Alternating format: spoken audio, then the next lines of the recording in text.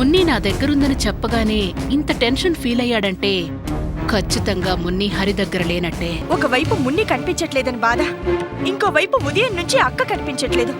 ఏమైందో కూడా తెలియడం లేదు. అసలు హారికేంటి, నేను కిడ్నాప్ చేయడం ఏంటి అంటే అవినాష్కు తనకు తెలియకుండా నేను కాకుండా ఇంకో శత్రువు ఉన్నాడన్నమాట. ఆ శత్రువు ఎవరై ఉంటారు? ఎందుకు హారికని కిడ్నాప్ చేసుంటాడు?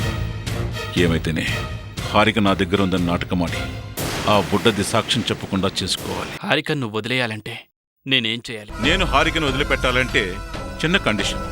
ముని నాకు వ్యతిరేకంగా సాక్ష్యం చెప్పకూడదు. బాగా ఆలోచించుకో అవినాష్. నేను ఊచలు లెక్క పెట్టిన మరుక్షణం ఎవరిని ప్రాణాలతో వదిలిపెట్టను. మునిని, హారికను, భార్గవిని, రాజేంద్రని అందరినీ చెప్పేస్తాను. చెప్పదు హరి. నా కూతురు సాక్ష్యం చెప్పకుండా నేను చూసుకుంటాను.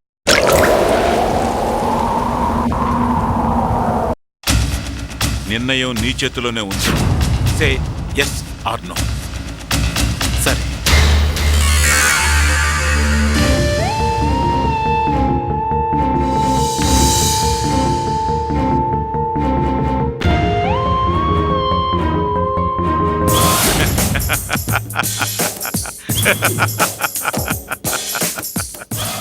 రే హరి, ఈరోజు ఎవరి ముఖం చూసావో కానీ నీకెంత మంచి జరిగిపోయింది.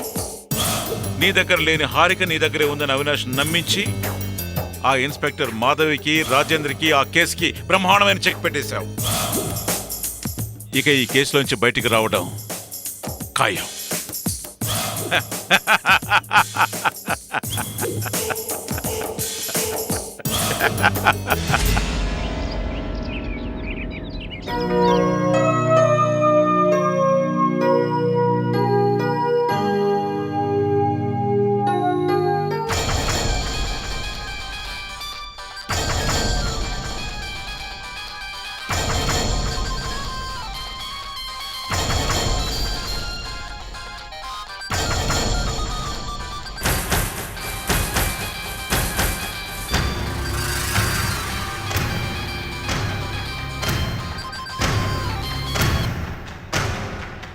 హలో, ఏంటి చెప్పిన పని పక్కన పెట్టి ముసుగు తన్ని నిద్రపోతున్నావా?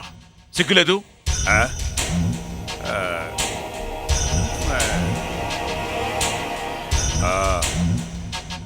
అడ్వాన్స్ తీసుకుని రోజు తాగి తందనాలాడుతున్నావు, కానీ ఆ బుడ్డదాన్ని చంపడానికి నీ ధైర్యం చాలడం లేదా? లేదా తాగిన మత్తులు చేయాల్సిన పని పక్కన పెట్టి ముసుగు తన్ని నిద్రపోతున్నావా? అరే క్యా బాయ్, సుబే సుబే సుబే కాదు. ప్రతిరోజు సూర్యోదయం కాకని ఏ ముప్పొచ్చి పడుతుందో, ఆ సిఐ వచ్చి నన్ను ఎక్కడ బొక్కలు తోస్తుందో తెలియక టెన్షన్తో చచ్చిపోతున్నాను. అయినా అడ్వాన్స్ తీసుకున్నవాడి ఆ మాత్రం కమిట్మెంట్ ఉండదా నీకు? అది కాదు బాయ్, జర దేఖో. ఆ బుడ్డదాన్ని ఎలాగైనా ఖతం చేస్తా, కానీ దొరికి చావడం లేదే. అసలు నువ్వు వెతికితే కదా దొరకడానికి. అయినా అదేమో హిరణ్యకశిపుని చంపించిన ప్రహ్లాదుడిలా నా కళ్ళలో మెదులుతూ నాకు ఒక్క క్షణం కూడా మనశ్శాంతి లేకుండా చేస్తుంది. నువ్వేమో అడ్వాన్స్ తీసుకుని తాగి కుంభకంలో పడుకుంటే ఆ సిఐ రాజేంద్రులు కలిసి నాకు పాడి కట్టడానికి సిద్ధంగా ఉన్నారు. నీకు చేత కాకపోతే చెప్పు, నేను వేరే దారి చూసుకుంటాను. అరే బాయ్, ఏ క్యా, ఎందుకు ఇలా మాట్లాడతావు? ఈరోజు ఎట్లాగైనా ఆ బుడ్డదాన్ని ఎత్కి పట్టుకొని ఖతం చేసి నీకు ఫోన్ చేస్తా.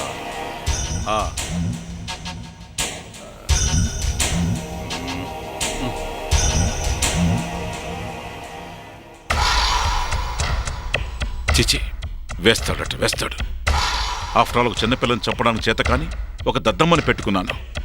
లేదు, చెయ్యాలి, ఏదో ఒకటి చెయ్యాలి. ఏమిటండి పొద్దునుంచి గమనిస్తున్నాను, తెగ హడావిడి పడిపోతున్నా. ఏం లేదు బోనా, పెళ్లిళ్ళ సీజన్ కదా, మన టాక్సీకి బాగా డిమాండ్ ఉంటుంది. అందుకే త్వరగా వెళ్దామని బయలుదేరుతున్నాను. అవకాశం ఉన్నప్పుడే కదా 4 రాళ్లు సంపాదించుకోవాలి. మీరు చెప్పింది బాగానే ఉంది గాని మీ ఆరోగ్యం జాగ్రత్త. నాకేంటి, నా గురించి ఎప్పుడూ ఆలోచించే నువ్వు ఉండగా నా ఆరోగ్యానికి ఏమీ అవ్వదు. నేను వెళ్ళొస్తాను. అవును, నా పర్స్ ఎక్కడా? నేను చూస్తానుండండి. వద్దు బోనా, నేనే చూసుకుంటాను.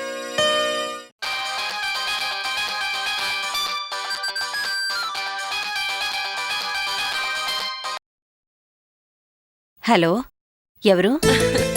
బాగున్నావా వదినా? వదినా అన్నానని కోపం వచ్చిందా? సరేలే ఇంకెప్పుడు అబ్బే అదేం లేదమ్మా, నీ పిలుపులో ఉన్న ఆప్యాయతకి నా నోట మాట రాలేదంతే. వదినా? అవునమ్మా. ఏంటి ఫోన్ చేసావు? ఏదైనా అర్జెంట్ పనా?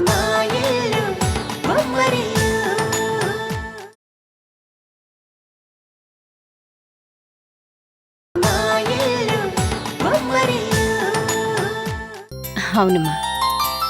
ఏంటి ఫోన్ చేసావు? ఏదైనా అర్జెంట్ పనా? అన్నయ్య ఉన్నారా వదినా? ఉన్నారమ్మా, ఇప్పుడే బయటికి వెళ్ళబోతున్నారు, పిలుస్తానుండు. ఏమండి? ఏంటి బోనా? మీ చెల్లెలు మల్లికి లైన్లో ఉందండి. మీతో ఏదో మాట్లాడాలంటుంది. ఏంటి ఆ పిచ్చి తల్లి ఫోన్ చేసిందా? ఏదైనా విశేషం లేదే ఫోన్ చేయదే. కొంప తీసి ఏ ఆపద రాలేదు కదా? పెళ్లి చేస్తానని సుభద్రకి శ్రీకృష్ణుడు అభయం ఇచ్చినట్టు అభయం ఇచ్చారు కదా, ఆ తరువాత ఇంతవరకు ఫోన్ అన్నా చేయలేదు మీరు, అందుకే చేసుంటుంది. అయినా మీ అన్నా చెల్లెల మధ్య నేనెందుకులేండి, ఇదిగోండి మీ చెల్లెలతో మీరే మాట్లాడుకోండి. అమ్మా మల్లిక. అన్నయ్య ఎలా ఉన్నారన్నయ్య? నేను బావున్నానమ్మా, నువ్వెలా ఉన్నావు? నాకేమన్నయ్యా, ఆ దేవుడిచ్చిన అన్నయ్యవి నువ్వు. లక్ష్మీదేవి లాంటి వదిన ఉండగా నాకేం లోటన్నయ్యా? ఏంటమ్మా, ఏంటి ఫోన్ చేశావు? ఏదైనా ప్రాబ్లం వచ్చిందా? అబ్బే అలాంటిదేం లేదన్నయ్యా. ఆయనతో నా పెళ్లి గురించి మాట్లాడతానని చెప్పారు కదా, అందుకని. అబ్బో, పెళ్లి మాట మాట్లాడేసరికి నా చెల్లెలకి ఎంత సిగ్గు ముంచుకొచ్చిందో. కొంత దాచుకోమ్మా, పెళ్లి పీటల మీద కూడా కావాలిగా. ఛీ, పో అన్నయ్యా. ఆయన ఇప్పుడు ఇంట్లోనే ఉన్నారు, మీరు వెంటనే రాగలిగితే ఆ విషయం మాట్లాడొచ్చు కదా అని ఫోన్ చేశాను. ఓ, దాందేముంది, మీ వదిన నేను తప్పకుండా వస్తాం. అన్నయ్యా, నువ్వు నా పాలిట దేవుడివన్నయ్యా. ఎందరికో సహాయం చేశావట.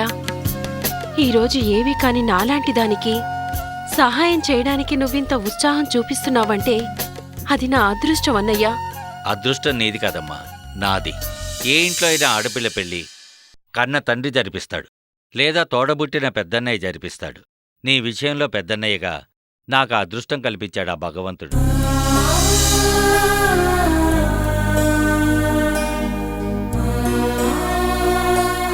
నీకో విషయం చెప్పనా? నా పెళ్లి విషయం మాట్లాడడానికి నువ్వు వస్తున్నావని నువ్వు పెట్టిన చీరే కట్టుకుంటానన్నయ్యా. వస్తున్నామమ్మా, వెంటనే నేను మీ వదిన బయలుదేరి వస్తున్నాం.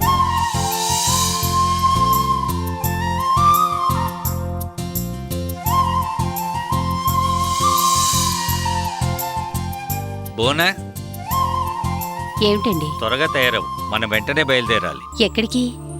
ఎక్కడికేంటి, మన పెళ్లి పెద్దలు నా చెల్లి పెళ్లి గురించి మాట్లాడటానికి వెళ్ళాలి.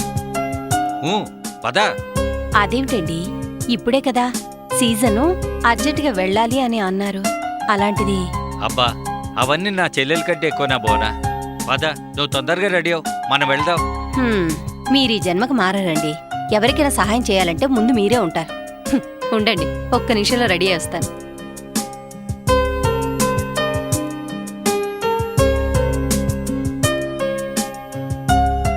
ఈ కాఫీ ఎవరికమ్మా? నాన్నగారికమ్మా. నిద్రపోతున్నారు కదా, కాఫీ తీసుకెళ్లి ఇస్తే గాని నిద్రలేవరు. అయితే నాకు ఇవ్వమ్మా, నేను ఇస్తాను. అప్పుడు నాన్నగారితో పరిచయం కూడా అయిపోతుంది కదా. సరే, తీసుకెళ్ళివు.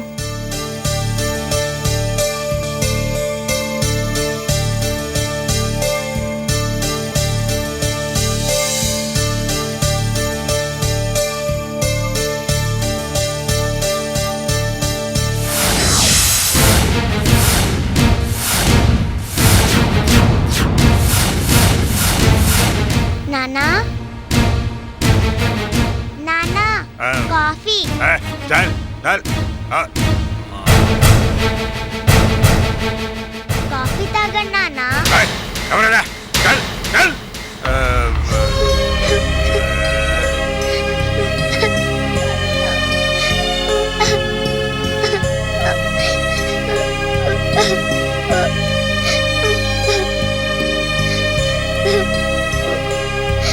ఏమైందమ్మా, ఎందుకు ఏడుస్తున్నావు? నాన్నగారికి కాఫీ ఇవ్వలేదా? కాఫీ తీసుకోవట్లేదమ్మా, విసుక్కుంటున్నారు. నాన్నకి నేనంటే ఇష్టం లేదు. నువ్వే వెళ్ళివ్వు.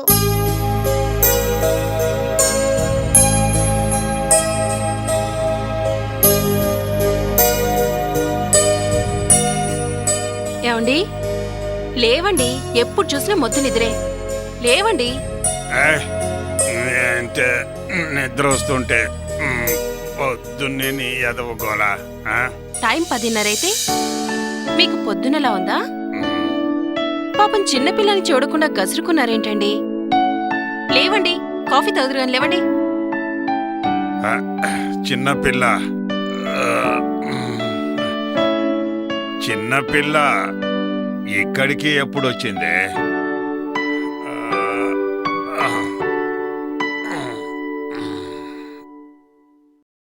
రాత్రంతా మీ పక్కనే పడుకుంది. నాన్న నాన్న అని మీ దగ్గరికి వస్తుంటే అనవసరంగా విసుక్కున్నారు. ఏడుస్తూ వెళ్ళిపోయింది పాపం.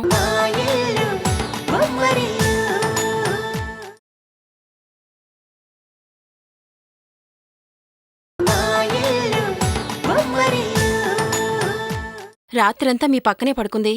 నాన్న నాన్న అని మీ దగ్గరికి వస్తుంటే అనవసరంగా విసుక్కున్నారు. ఏడుస్తూ వెళ్ళిపోయింది పాపం.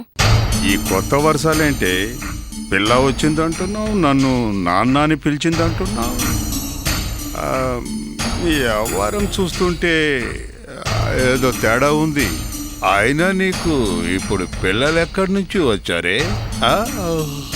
కొంపదీసి ఫ్లాష్ బ్యాక్లో డెలివరీ కూడా అయిందా? మీకన్నీ ఇలాంటి అనుమానాలే. పాపం నిన్నొక పాప ఆకలితో మన ఇంటికొచ్చింది.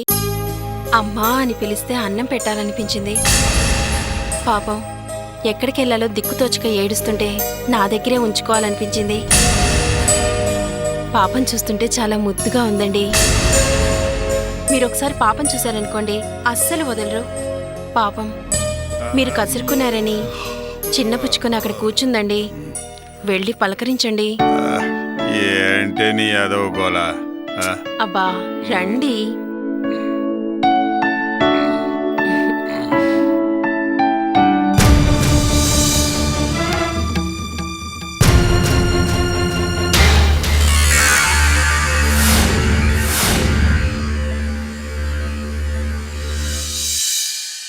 వెళ్ళండి, వెళ్ళి పలకరించమంటుంటే.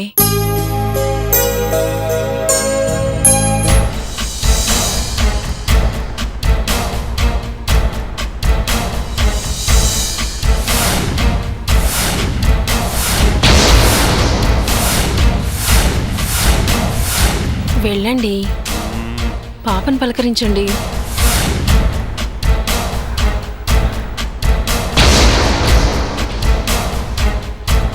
హే పాపా,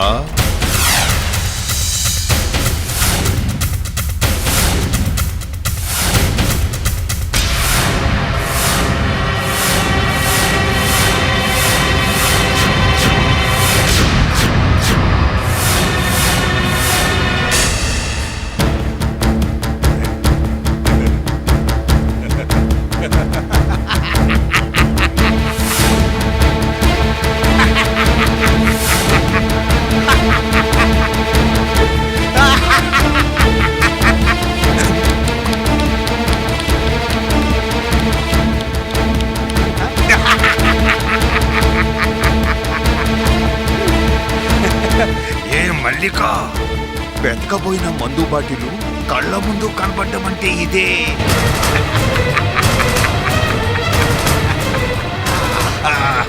ఏ మల్లిక, నువ్వు పప్ప పప్ప అంటే ఎవరో పప్ప అనుకున్నాను. నేను ఎత్తి ఆ బుడ్డది ఈ పప్ప అని ఊహించలేకపోయాను.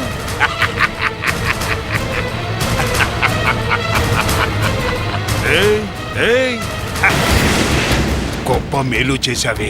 నీ మెడలో తాళి కట్టేస్తా, నీ మెడలో తాళి కట్టేస్తా.